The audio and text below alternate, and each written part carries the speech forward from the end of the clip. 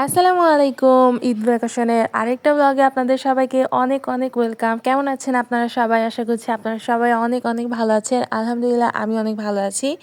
তো চলে এসেছি নতুন একটা ভ্লগ নিয়ে। সকাল থেকেই শুরু করেছি ভ্লগটা। এখানে যে কালিয়া ছাদের উপর গড়াগড়ি করছে, আমার সাথে এসেছে। ছাদে এসে তোর খুব গড়াগড়ি করতে মন চায় আর ঘুমাইতে মন চায়। এখানে ও হচ্ছে শুয়ে প্রিপারেশন নিচ্ছে ঘুমানোর জন্য, আর আমি ওকে একটু বিরক্ত করছিলাম। মাশাআল্লাহ কি যে সুন্দর গড়াগড়ি করে, আর মানে আমার ওকে দেখলে যে কি সুন্দর লাগে। তো যাই হোক, ওর সাথে কিছুক্ষণ ছাদে থেকে চলে এসেছি নাস্তা বানানোর জন্য। বাসায় আমার খুবই বেসিক নাস্তা হয়, পরোটা ডিম এগুলাই আমি বানাই আর কি। মানে আম্মু বানায় রাখে, আমি ভাজি আর কি। এখানে হচ্ছে ডিম পোস্ট করছিলাম, পরোটা করছিলাম। মানে ভার্সিটি খোলা থাকলে তো এইভাবে আমার এত ঘটা করে ব্রেকফাস্ট করাই হয় না, যেটা এরকম ছুটির দিনগুলোতে বা বাসায় থাকলে এরকম করা হয়। তো এই তো আমার ব্রেকফাস্ট রেডি। তারপর দেখি আব্বু হচ্ছে মুরগি নিয়ে আসছে, একদম তাজা মানে জ্যান্ত মুরগি নিয়ে চলে আসছে। এগুলো দেখে কালিয়া খুব মজা পাচ্ছে, মানে ওর কাছে যাচ্ছে না, ভয় পায় যেহেতু একটু ভীতু টাইপের, কিন্তু এটা দেখে অনেক মজা পাচ্ছিল। এখানে হচ্ছে 4টা মুরগি নিয়ে এসেছিলো, আর এটা হচ্ছে ডাটা।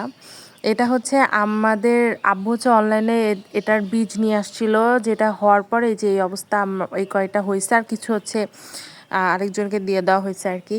আর এটা হচ্ছে এই যে কালকে যে কাঁঠাল, এটা হচ্ছে আম্মু আবার বের করছিল, এখান থেকে আমি হচ্ছে 2-3 টুকরা খাইলাম।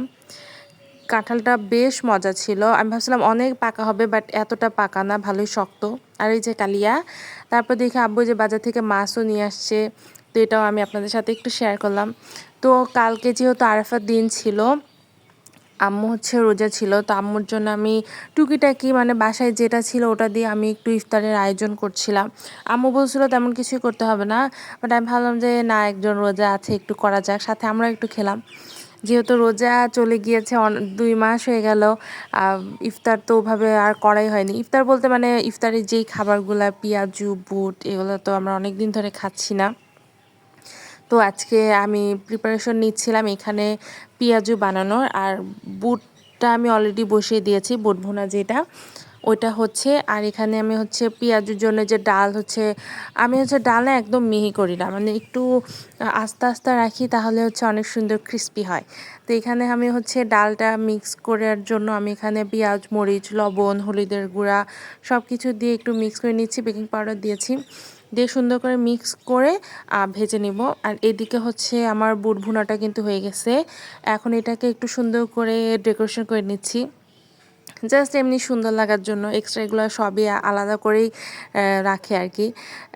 এখানে আমি উপর দিয়ে একটু শসা ছড়িয়ে দিচ্ছিলাম, মানে কুচি করে তো আমি এত সুন্দর করে পারি না, যেভাবে পেরেছি ওভাবে দিয়েছি, আর একটা ডিম সিদ্ধ দিয়েছি, জাস্ট দেখতে যাতে সুন্দর লাগে এই জন্য।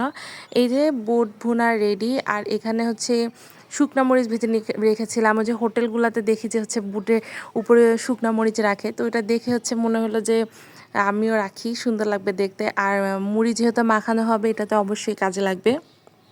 এখানে আমি হচ্ছে 4-5টার মতো শুকনো মরিচ ভেজে নিয়েছিলাম, ওগুলোই আমি হচ্ছে এখন সুন্দর করে একটু ডেকোরেশন করে দিচ্ছি, যাতে একটু সুন্দর লাগে।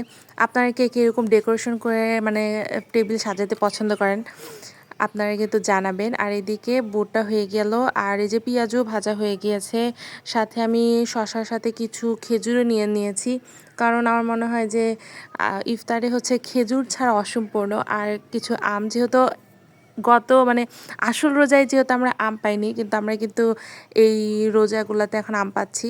আমরা আর আসল রোজাতে এখন আম পাবোই না, আস্তে আস্তে শীতের দিকে চলে যাবে। তো এদিকে আমি মুড়ি মাখা খাচ্ছিলাম। আর আজকের ভ্লগটা এই পর্যন্তই, আর কিছুই করিনি, জাস্ট এই টুকিটাকে একটু শেয়ার করেছি। নতুন আরেকটা ভ্লগে আপনাদের সবার সাথে দেখা হবে। আসসালামু আলাইকুম, ভালো থাকবেন, আল্লাহ হাফেজ।